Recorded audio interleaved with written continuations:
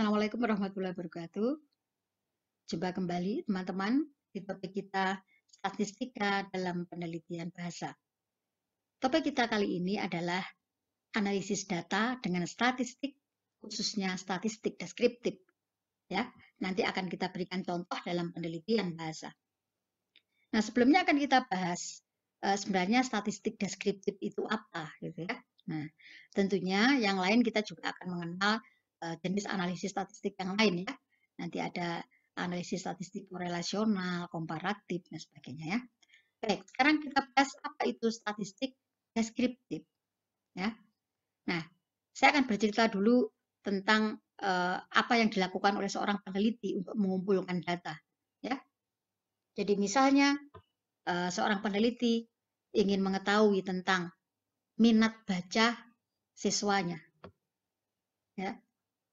Untuk itu, dia kemudian membuat angket untuk menjaring minat baca peserta didiknya. Nah, angket disebar pada peserta didik. Misalnya ada 25 item, ya, ada 25 pernyataan atau pertanyaan yang harus dijawab oleh peserta didik. Nah, kemudian jawaban itu dikumpulkan. Nah, tentu jawaban itu sangat beragam. Kalau ada misalnya 30 peserta didik, ya, maka masing-masing akan menjawab. Si A akan menjawab pertanyaan nomor 1 tadi, berapa skornya. Ya. Kalau dari misalnya satu item ada A, B, C, D pilihannya, dia memilih A, diberi skor 4. Kemudian nomor 2, dia memilih B, diberi skor 3. Ya. Nomor 3, dia kembali memilih A, maka skornya 4, dan sebagainya. Data itu tentu menyebar ya, sangat banyak. Ya, tentu kita akan bingung kalau itu data kemudian langsung kita masukkan saja. Ya. Atau kita masukkan ke penelitian kita, tentu kita perlu cara bagaimana agar data itu kemudian mudah dimengerti oleh orang lain. Begitu juga ketika kita membuat instrumen berupa tes, ya. Misalnya tes membaca, ya. Jadi 30 siswa tadi kita beri tes membaca, ya. Nah, skornya beragam, ya.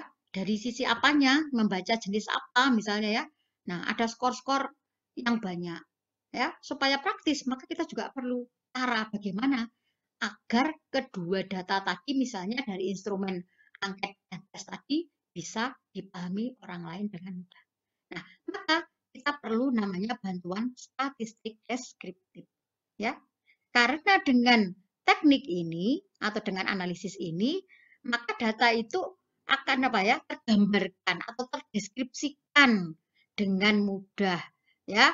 Nah, sehingga orang lain bisa memahami dengan baik. Ya, karena tujuannya apa? Jadi memberikan gambaran atau deskripsi mengenai suatu data agar data tersaji tadi mudah dipahami dan informatif gitu ya.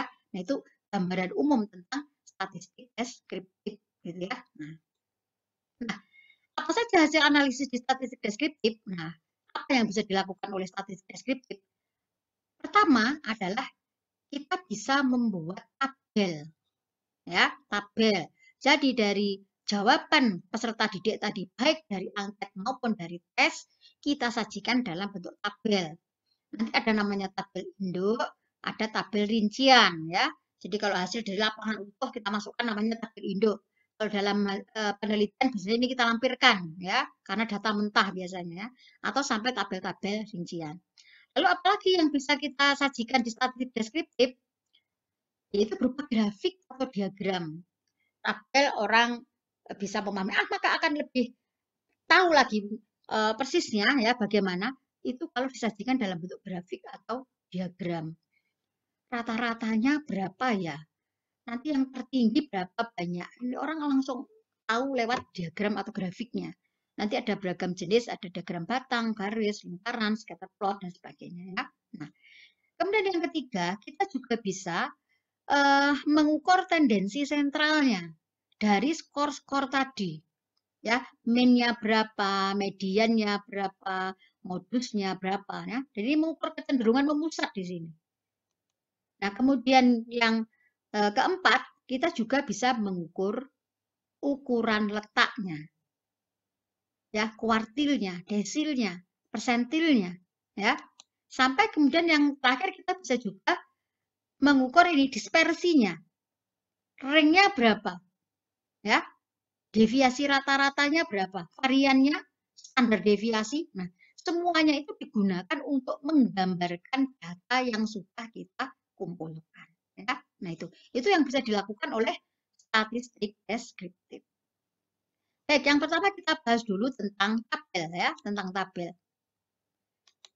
Nah, jenis tabel ya, itu secara garis besar bisa dikelompokkan menjadi dua. Tabel yang sifatnya sangat umum namanya tabel induk, dan yang kedua tabel yang sudah dirinci. Ya, mulai distribusi frekuensi, distribusi relatif, distribusi kumulatif sampai tabulasi silang ya. Nah, sekarang kita bahas tentang tabel induk. Tabel induk adalah tabel berisi semua hasil pengumpulan data yang masih dalam bentuk data mentah. Tadi ya, data dari lapangan tadi. Ya, data hasil tes, data penyebaran angket ya. Nah, ini contohnya misalnya. Jadi ini contoh data tes menulis teks berita misalnya ya. Mahasiswa diberi instrumen yaitu untuk menulis teks berita. Nah, misalnya ini diikuti oleh 25 peserta didik. Ya. Lalu ini yang dinilai apa saja? Topiknya dia dapat berapa? Strukturnya, unsur berita yang ditulis, bahasanya, ya. Nah, kemudian ditulislah skornya 3, 2, ya 1, 2, 3 dan sebagainya. Nah, kalau begitu sistem penyekorannya dengan menggunakan skala nih ya. Misalnya 1 sampai 4. Jadi kalau topik misalnya sangat baik topiknya gitu ya, maka diberi skor 4 ya. Bahasanya itu bagus sekali gitu ya, mudah dipahami gitu ya, kalimat-kalimatnya efektif, oh maka nanti skornya 4 dan sebagainya. Nah, menyebar seperti itu, jadi masih detail ke semuanya. Maka ini disimpanlah dalam tabel induk.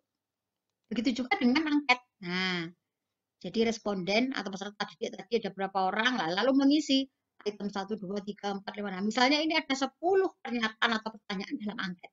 Nah, ini skor yang diperoleh oleh peserta didik. Jadikan satu dalam tabel, itulah namanya tabel induk.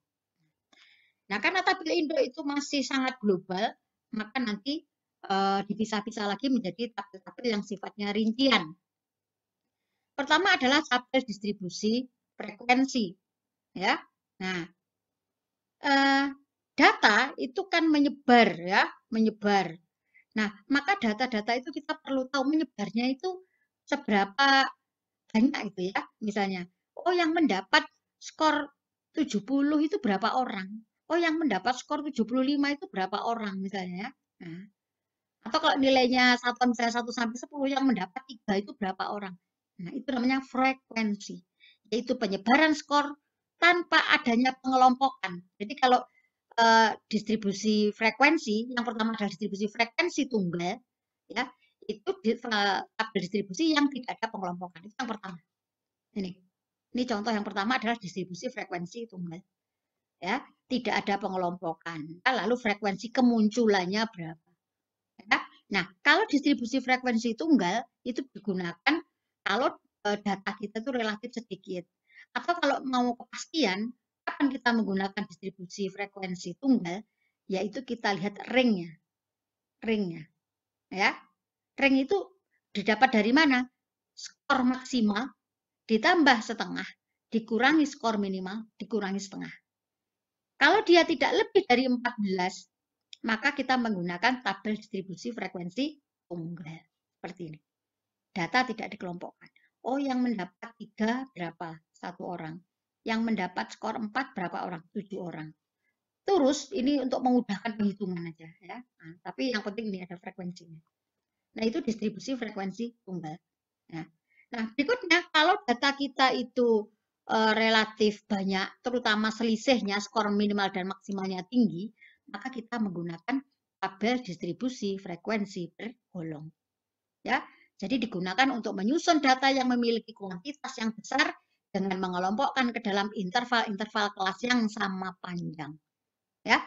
Jadi kalau tadi skornya tunggal, ini dikelompokkan. Ya. Peserta didik yang mendapat skor 31 sampai 40 itu berapa orang? Nah, 2. 41 sampai 50 berapa orang? 3, gitu ya. Mengapa dikelompokkan? Karena ranknya besar. Jarak antara skor minimal dan maksimal demikian tinggi. Ya. Nah, dasarnya adalah kalau rank itu lebih dari 14, ya, atau biasanya lebih dari atau mulai dari 15, maka kita pilih menggunakan distribusi frekuensi bergolong. Ya, data kita kelompokkan begini. Tapi kalau jarak antara skor minimal dan maksimal kecil saja ya, tidak perlu frekuensi bergolong gitu ya. Nah, kita bisa menggunakan tabel distribusi frekuensi tunggal tadi. Ya. Nah, berikutnya adalah tabel distribusi frekuensi relatif. Ya, yang mencakup batas-batas kelas yang sama sebenarnya seperti tabel distribusi frekuensi, tetapi frekuensi yang digunakan bukan frekuensi aktual, melainkan frekuensi relatif. Yang ini biasanya dinyatakan dalam persen. Tabel selanjutnya adalah tabel distribusi frekuensi kumulatif. Ya. Nah, tabel distribusi frekuensi kumulatif ini disebut juga dengan distribusi frekuensi standar ya, gitu. Nah, kalau tadi sebelumnya tadi yang ditulis frekuensinya itu adalah sesuai dengan misalnya tesnya, skor tesnya berapa orang, ini berapa orang. Tapi kalau frekuensi kumulatif itu nilai frekuensinya itu ditambahkan dengan jumlah frekuensi semua kelas sebelumnya. Jadi 0, mengapa ada 2? Karena sebelumnya ada 2. 2 mengapa 5? Karena ini setelah ini ada 3. Mengapa 5 terus 10? Karena di sini tadi frekuensinya ada 5. Sehingga ditulis frekuensinya semakin banyak sehingga yang terakhir itulah jumlah frekuensinya. Ini untuk kepentingan tertentu akan kita membuat tabel distribusi frekuensi kumulatif. Berikutnya, kita akan belajar bagaimana cara membuat tabel khususnya di SPSS ya. Nanti kita akan praktik ya. Nah, khususnya nanti akan kita praktikkan bagaimana membuat tabel distribusi frekuensi. Berikut ini kita akan belajar membuat tabel distribusi frekuensi ya, khususnya tabel distribusi frekuensi tunggal. Nah, ini kita sudah masuk ke SPSS ya. Nah, halaman pertama ini namanya halaman di data view, tempat kita memasukkan data. Tetapi sebelum data ditulis, Anda harus mengisi di variabel view-nya. Ya. Nah, misalnya kita akan menulis skornya ya. Maka NIM-nya di sini bisa ditulis skor ya, skor. Anda klik saja, nanti semua akan terisi otomatis. Nah, datanya karena angka itu numerik ya. Nah, numerik, oke. Misalnya nanti tanpa desimal ya berarti 0 saja, apa ya. Nah, oke. Terus ini biarkan saja sesuai defaultnya, lebar karakternya ya. Desimal tadi sudah kita nolnya. Labelnya apa? Misalnya skor kemampuan menulis teks berita misalnya ya. Value-nya memang tidak ada ya. Terus tidak ada data yang hilang, biarkan ini defaultnya 8. Kita buat misalnya nanti rata kanan, mau ditengahkan juga boleh. Nah, sekarang datanya jenisnya apa? Karena skor, maka yang dipilih adalah scale ini ya. Jadi data interval masuk ke sini. Nah, berarti ini kita sudah menuliskan di variabel view. Nah, sekarang kita tinggal memasukkan ke data view. Ya, nah skor. Nah, ini data view-nya. Nah, sekarang kita melihat ke data. Misalnya data itu sudah saya simpan dalam bentuk Excel. Jadi misalnya ini hasil tes menulis berita siswa tadi ya. Nah, ini diikuti oleh misalnya 25 peserta didik. Ya, aspek yang dinilai, topiknya, strukturnya, unsur beritanya, bahasanya. Nah, ini adalah skor totalnya. Nah, saya akan membuat atau menganalisis dengan statistik deskriptif atas skor yang diperoleh oleh siswa. Berarti saya kopikan saja skor yang sudah dijumlah ini. Ya, dari 25 tadi. Nah, ini bisa langsung kita kopikan di SPSS. Ya, kita klik di sini. Nah, lalu kita paste. Nah, datanya sudah tersimpan di sini. Nah, data itu kemudian bisa Anda simpan. Ya, jadi SPSS itu memisahkan antara file input, ya, input datanya dengan outputnya. Ya, jadi input ini silakan file, save berarti tersimpan sebagai data. Ya. Nah, kemudian setelah itu kita analisis, ya. Jadi klik ini analyze, ya. Nah, kemudian klik descriptive statistik, kemudian frekuensi. Nah, setelah itu dari skor kemampuan ini kita masukkan ke variabelnya. Nah, gitu. Langsung kita oke aja dulu ya. Oke. Nah, inilah hasilnya. Ya, inilah hasilnya. Ya. Nah, apa ini artinya? Oh, dari skor tadi, oh data siswanya berapa yang valid? Oh, 25. Tidak ada data yang hilang. Nah, sekarang kita lihat frekuensinya. Jadi dari siswa tadi yang mendapat skor 6, oh 1 orang.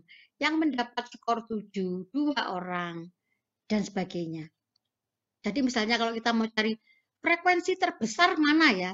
Oh, frekuensi terbesar itu adalah 9. Ya, angka atau skor 9 ini memiliki frekuensi terbesar, yaitu 7. Yang paling kecil berapa? Oh, skor 6. Maka frekuensi terkecilnya adalah 1. Ya, berarti berapa? Oh, 4%. Yang terbesar tadi berapa? Ini ya, yang sudah 28%. Nah, itu. Ya, cukup mudah ya untuk membuat tabel distribusi frekuensi tunggal. Berikutnya, kita akan berlatih membuat tabel distribusi frekuensi bergolong, lalu kita lanjutkan membuat grafik, kemudian kita cari ukuran tendensi sentral dan sebagainya ya. Nah, sebagai contoh, ini ya, misalnya ada skor mentah hasil tes membaca pemahaman dalam suatu penelitian. Ya, nah ini datanya. Ya, ini skor yang diperoleh oleh siswa. Ya, skor yang diperoleh oleh siswa yaitu sebanyak 3, ini siswanya 38 ya. Nah, ini. Nah, apa langkahnya untuk membuat tabel distribusi frekuensi bergolong? Nah, pertama, ini sebelum ke SPSS, kita hitung dulu ringnya. Ingat tadi rumus ring adalah skor maksimal ditambah setengah dikurangi skor minimal dikurangi setengah. Ya. Nah, tadi skor tertinggi itu 51, maka 51 setengah. Skor terendah tadi berapa? 10. Karena min setengah, maka 9 setengah. 42 hasilnya. Nah, karena ringnya 42 berarti lebih dari 14, maka diputuskan dibuatlah tabel distribusi frekuensi bergolong. Ya. Nah, setelah itu kita menentukan jumlah kelas interval. Jumlah kelas interval itu diperoleh dari, ini ada rumus, ya. Jumlah kelas interval itu simbolnya K ya. Kalau ring tadi R besar. K kecil ini ya sama dengan 1 plus 3,3 log N. Ya. Oleh karena itu kita harus tahu N-nya. Berapa tadi? Oh, 38. Cari logaritma dari 38. Kalikan 3,3 baru ditambahkan 1. Nah, hasilnya misalnya 6,21 sekian, maka ini dibulatkan. Ya, dibulatkan menjadi 6. Maka nanti adalah ada 6 kelas interval. Ya, nanti kelas interval itu apa saya gambarkan setelah ini. Ya. Yang ketiga, menentukan lebar kelas interval. Simbolnya I. I diperoleh dari ring dibagi kelas interval. R dibagi K. Tadi ring yang 42, K-nya 6,21 sekian, maka diperoleh 6,759 sekian. Lalu dibulatkanlah 7. Maka hasilnya adalah I-nya adalah 7. Itu disebut lebar kelas interval. Nah, sekarang kita cari tahu dulu. Jumlah kelas interval itu yang mana, lebar kelas interval itu yang mana. Coba perhatikan tabel berikut ini. Nah, yang dimaksud jumlah kelas interval itu yang sebelah kiri. Ya, jumlah kelas interval. Jadi jumlah pengelompokannya ada berapa, gitu ya. Tapi ini bukan data yang tadi ya, ini contoh tabel aja. Oh, kalau di data ini berarti ada 7 kelas interval. Ya. Nah, kemudian lebar kelas interval itu skor antara ini. Kok dikelompokkan tadi ya? 31 sampai 40 itu namanya lebar kelas interval. Kalau kita lihat kok 31 sampai 40, maka I-nya itu 10. Angka 31 ikut dihitung. 31, 32, dan sebagainya sampai 40 itu ada 10. Itu yang disebut dengan lebar kelas interval. Yang jumlah ini adalah jumlah kelas interval. Itu maksudnya ya. Selanjutnya kita menuju ke SPSS ya. Kita akan membuat tabel distribusi frekuensi bergolong dengan rancangan hitungan yang seperti tadi ya. Nah, cara pertama kita mengisi di variabel view dulu. Ya, kali ini kan data view. Kita menuju ke variabel view. Nah, lalu tadi kita akan menuliskan skor tes kemampuan membaca ya. Jadi kita tulis saja ya, skor ya. Kemudian tadi tipenya numerik ya, desimalnya 0 ya. Lebarnya biarkan begitu, labelnya misalnya skor tes membaca pemahaman. Ya. Nah, kemudian value-nya dikosongi, tidak ada data yang hilang, kolomnya biarkan default begitu. Nah, sekarang ke jenis datanya. Kalau skor tadi berarti masuk ke skala ya, scale. Nah, berikutnya baru kita memasukkan. Tadi kan ada 38 anak tadi ya. Skornya berapa saja? Nah, ini saya sudah ketikkan di Excel ya, di Excel. Nah, saya tinggal copy. Jadi ini dari hasil tes membaca dari 38 anak tadi. Ya. Nah, skornya sebagai berikut. Nah, ini tinggal saya copy. Ya, tinggal saya copy. Saya masukkan ke SPSS. Ya, masukkan ke sini, paste aja. Nah, skornya sudah masuk. Nah, karena kita nanti mau membuat tabel distribusi frekuensi, mulai dari skor terkecil hingga terbesar, maka kita harus mengurutkan data ini. Ya, kita sort ya dari kecil ke yang besar. Maka caranya klik data, ya, kemudian sort case, lalu bawa datanya ke sebelah kanan. Nah, kita sort misalnya secara ascending. Oke. Ya, sudah kita sort ini ke output, tapi kita kembali ke input yang tadi. Nah, maka data sudah disusun mulai dari yang terkecil hingga yang terbesar. Nah, berikutnya kita akan menambahkan kelas interval. Ya, ke kelas interval. Berarti kita kembali ke variabel view. Ya, kita ketik saja di sini kelas. Ya, kelas interval maksudnya ya. Numerik. Ya, ini bisa kita nolkan. Ya, kemudian ini kelas interval.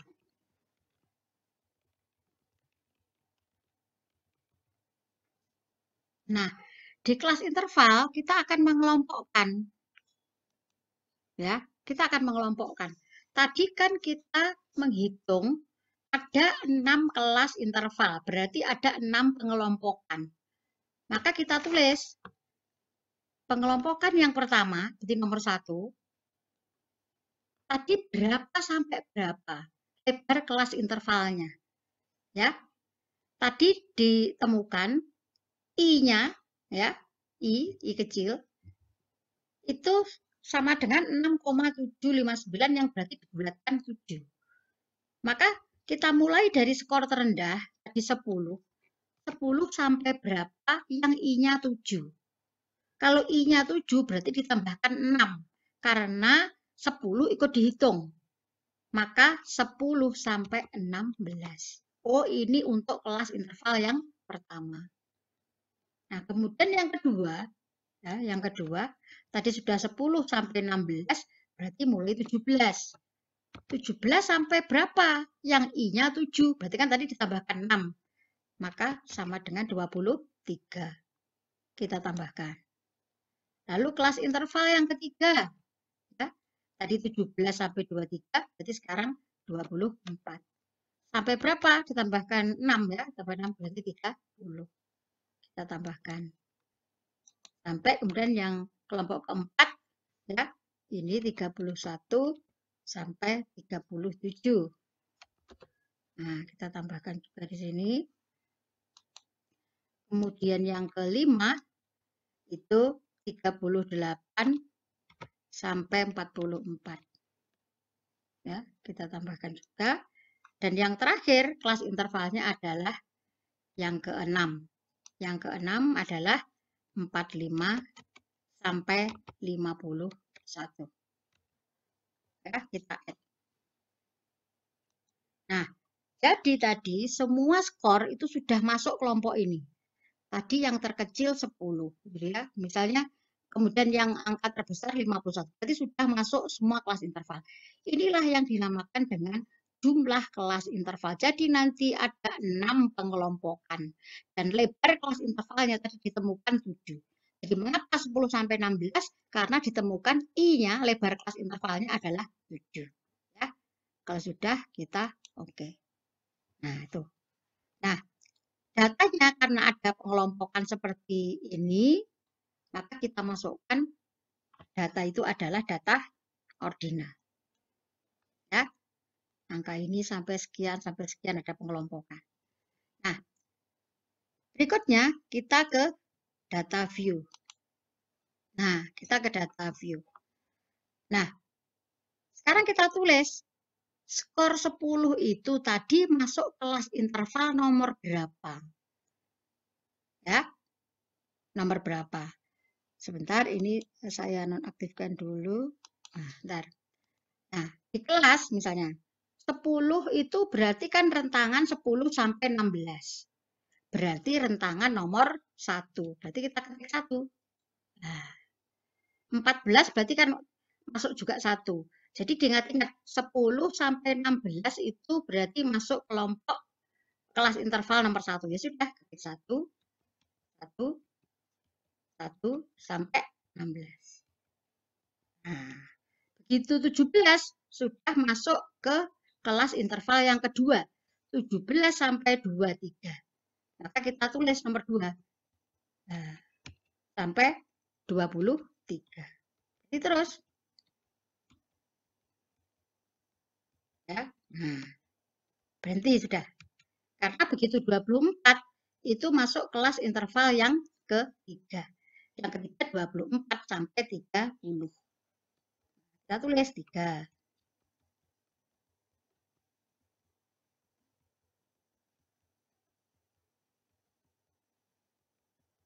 Nah, sudah berhenti. Nah, terus 32 itu masuk mana?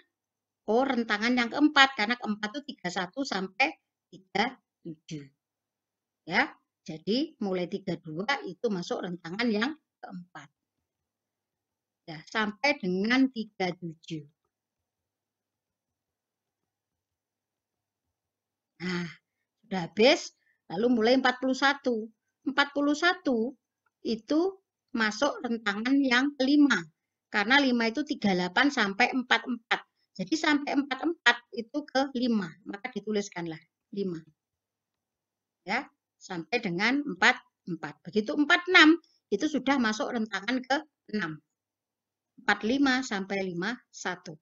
Berarti ini 6. Ya. Nah, selesai sudah. Datanya sudah selesai. Nah, jangan lupa data kita simpan sendiri ya. Jadi file save disimpan. Karena ingat SPSS memisahkan antara data atau inputnya dengan outputnya. Nah, setelah data Anda simpan, kemudian kita analisis ya, kita analisis. Ya, jadi dianalisis seperti apa? Seperti tadi menggunakan statistik deskriptif. Analyze kemudian deskriptif, statistik, ya. Kemudian kita pilih frekuensi. Nah, lalu kita masukkan ke sini. Ya. Kita masukkan ke sini. Kelas interval. Nah, terus oke. Hasilnya sudah jadi.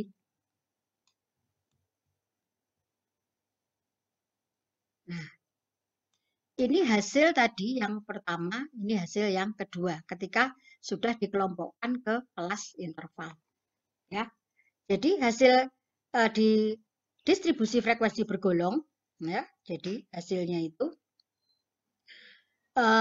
rentangan skor 10 sampai 16 itu ada 6 siswa. Berarti 15,8%, ya. Kemudian yang 17,239 atau 23,7% dan sebagainya. Nah, kalau kita lihat di sini, frekuensi tertinggi adalah skor yang masuk dalam rentangan 24 sampai 30. Ya. Nah, berarti ini berapa? 10 tadi ya frekuensinya, 26,3. Sedangkan yang paling kecil adalah ini 38 sampai 44, skornya ini frekuensinya hanya 2 orang. Nah, itulah cara membuat tabel distribusi frekuensi bergolong.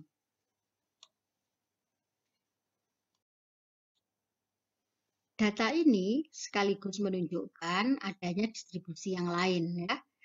Ada persen di sini, inilah sebenarnya yang dimaksud dengan distribusi relatif, ya. Sedangkan di kumulatif persen, inilah yang dimaksud dengan distribusi kumulatif. Jadi sekaligus keduanya itu terhitung ketika kita menyusun tabel distribusi frekuensi bergolong, gitu ya. Nah, selanjutnya kita kembali ke data, ya, ke data. Nah, di kelas interval tadi semula kan tampil angka begini ya. Nah, ini ternyata bisa kita tampakkan pengelompokannya dengan cara view, kemudian klik value label ya. Gitu.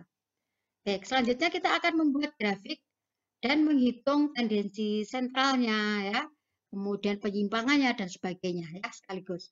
Baik, nah kita analisis ya, deskriptif statistik, frekuensi, ya, skor yang kita masukkan ke sini. Untuk chart, nah kita pilih misalnya histogram dan kurva normalnya kita tampilkan.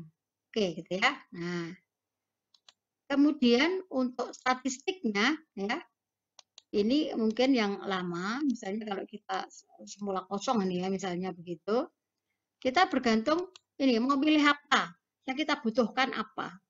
Ya, di persentil itu apa yang kita butuhkan. Di tendensi sentral apa. Ya. Kemudian di dispersi apa ya. Nah, misalnya saya perlu kuartil, cut point. Di sini saya perlu min, median, dan modusnya. Saya perlu standar deviasi, variannya ya atau kuadratnya, kemudian ringnya. Ya, nah misalnya itu. Nah, lalu continue ya. Tadi statistiknya sudah kita pilih, statnya sudah kita pilih. Lalu oke. Nah, inilah hasilnya. Ya, jadi minnya berapa, mediannya berapa, modusnya berapa ya, standar deviasi sampai varian dan sebagainya. Ya, nah ini sekaligus muncul tadi histogramnya. Tadi kan kita sudah mencoba membuat histogram. Jadi mudah sekali ya membuat atau menganalisis data dengan statistik deskriptif, gitu ya. Nah, artinya apa, interpretasinya bagaimana sudah ada di tutorial kita ya, begitu. Terima kasih, semoga bermanfaat.